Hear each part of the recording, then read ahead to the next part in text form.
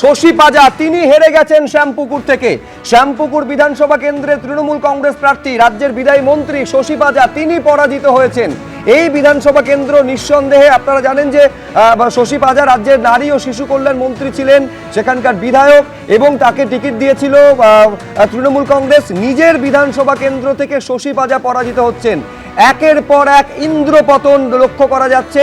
এই বিধানসভা নির্বাচনে তৃণমূলের হেভিওয়েট নেতা নেত্রী তারা হেরে যাচ্ছেন। আর এরই মধ্যে তৈরি হয়েছে ফাইল লোপাটের আশঙ্কা, এবং সেই আশঙ্কায় কড়া নির্দেশ দিয়েছেন মুখ্য সচিব, যেখানে বলা হয়েছে অফিস থেকে যেন কেউ ফাইল চুরি না করতে পারে, যেন কেউ কোনো ফাইল পোড়াতে না পারে, কেউ সরকারি ফাইলের কপি যাতে করতে না পারে। কড়া নির্দেশ দিয়েছেন সমস্ত সরকারি অফিস নিয়ে মুখ্য সচিব। এই হচ্ছে সেই নির্দেশিকা আপনারা দেখতে পাচ্ছেন। আমি আরো বিস্তারিত এই নিয়ে জানবো, সরাসরি অনির্বাণ বিশ্বাস আমাদের প্রতিনিধি রয়েছেন। ঠিক কোন আশঙ্কার জায়গা থেকে এই নির্দেশ, এটাও দর্শকদের জানাও অনির্বাণ, কি রয়েছে এই নির্দেশিকায়?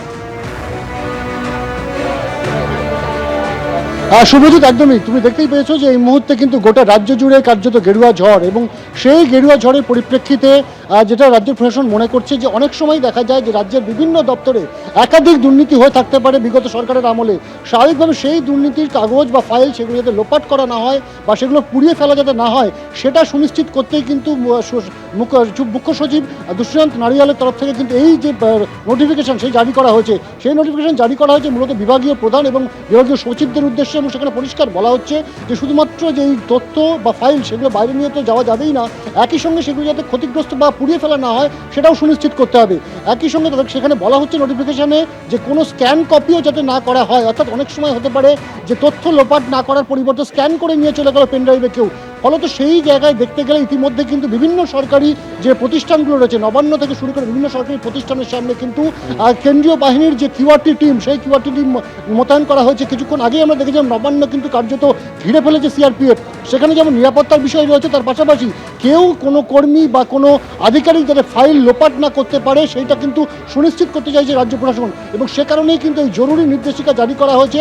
এবং শুধু তাই নয়, এই নির্দেশিকায় বলা হয়েছে যে কোনো দপ্তরের কোনো ফাইল যদি লোপাট করা বা ক্ষতিগ্রস্ত করবার চেষ্টা হয়, তাহলে কিন্তু সেই বিভাগীয় প্রধান বা বিভাগীয় সচিবকে তার দায়ভার নিতে হবে, অর্থাৎ অ্যাকাউন্টেবিলিটিও কিন্তু সেট করে দেওয়া হয়েছে নোটিফিকেশনে।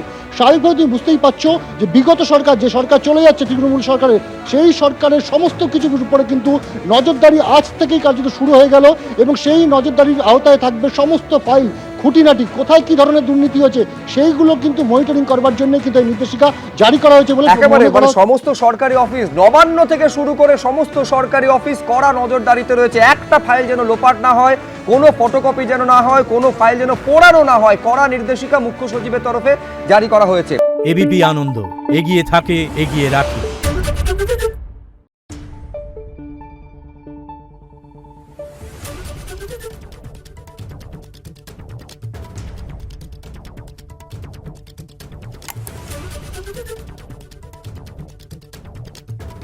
Thank you.